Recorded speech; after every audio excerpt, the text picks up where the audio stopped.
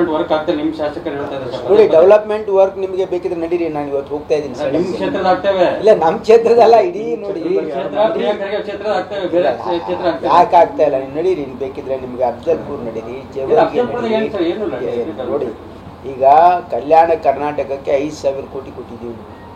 ಅದರಲ್ಲಿ ಯಾವುದೇ ಒಂದು ಕ್ಷೇತ್ರ ಇಲ್ಲ, ಎಲ್ಲ ಕ್ಷೇತ್ರಕ್ಕೆ ಅವರವರ ಏನಂದರೆ CDI ಇಂಡೆಕ್ಸ್ ಪ್ರಕಾರ ಹಣ ಹಂಚಿಕೆ ಆಗ್ತಾ ಇದೆ. ಹಾಗಾಗಿ ಯಾರೂ ನಮಗೆ ಹಣ ಬಂದಿಲ್ಲ ಅಂತ ಹೇಳ್ತಕ್ಕಂಥ ಸಾಧ್ಯತೆಯೇ ಇಲ್ಲ.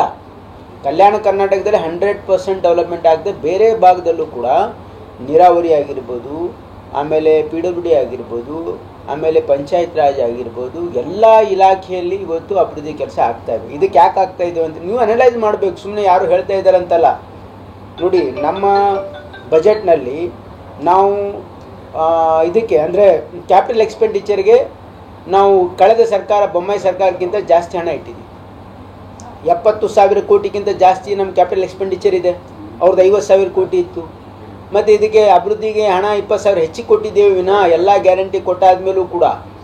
ಹಾಗಾಗಿ ಇದು ಒಂದು ಏನಿದೆ, ಇದು ಬರೀ ಮಾಧ್ಯಮದ ಸೃಷ್ಟಿ ಇದೆ ಮತ್ತು ಅಪೋಸಿಷನ್ ಅವರ ಒಂದು ಏನಂದರೆ ಇದಕ್ಕೆ ಸುಮ್ಮನೆ ಅವರಿಗೆ ಎಲ್ಲಿ ಟೀಕೆ ಮಾಡಬೇಕು, ಯಾವ್ದು ಬಗ್ಗೆ ಹೇಳಬೇಕು, ಯಾವ್ದು ಬಗ್ಗೆ ಸರ್ಕಾರ ಗಮನ ಸರಿಬೇಕು, ಯಾವುದು ಸಾರ್ವಜನಿಕ ಹಿತಾಸಕ್ತಿ ಇದೆ ಅಂತಕ್ಕಂಥದ್ದು ಅವರಿಗೆ ಪರಿಜ್ಞಾನನೇ ಇಲ್ಲ.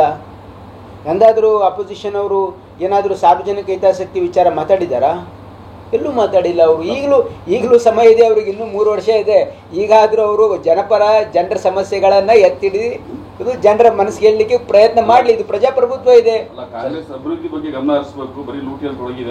ಹೇಳ್ತಕ್ಕಂಥದ್ದು ಅವ್ರು ಏನು ಮಾಡಿದಾರಲ್ಲ ಅದು ಹೇಳ್ತಾ ಇದ್ದಾರೆ ಅಷ್ಟೇ. ಅವರು ನಾವು ಅಭಿವೃದ್ಧಿ ಕಡೆನೇ ನಮ್ಮ ಗಮನ ಇದೆ, ಗ್ಯಾರಂಟಿಗಳ ಕಡೆನೇ ನಮ್ಮ ಗಮನ ಇದೆ. ನಮ್ಮ ಸರ್ಕಾರ ಬಡವರ ಪರವಾಗಿ ಜನಪರವಾಗಿರ್ತಕ್ಕಂಥ ಸರ್ಕಾರ, ಅದು ಗ್ಯಾರಂಟಿ ಕೊಟ್ಟಿದ್ದೀವಿ. ಅಭಿವೃದ್ಧಿಯಲ್ಲೂ ಕೂಡ ನಾವು ಯಾವ ಹಿಂದೆ ಬಿದ್ದಿಲ್ಲ ಅನ್ನೋದಕ್ಕೆ 70,000 ಕೋಟಿ ನಮ್ಮ ಕ್ಯಾಪಿಟಲ್ ಎಕ್ಸ್ಪೆಂಡಿಚರ್ಗೆ ಇಟ್ಟಿರ್ತಕ್ಕಂಥದ್ದು ಇದಕ್ಕಿಂತ ದೊಡ್ಡ ನಿದರ್ಶನ ಬೇಕಾಗಿಲ್ಲ ಅಂತ ನನ್ನ ಭಾವನೆ.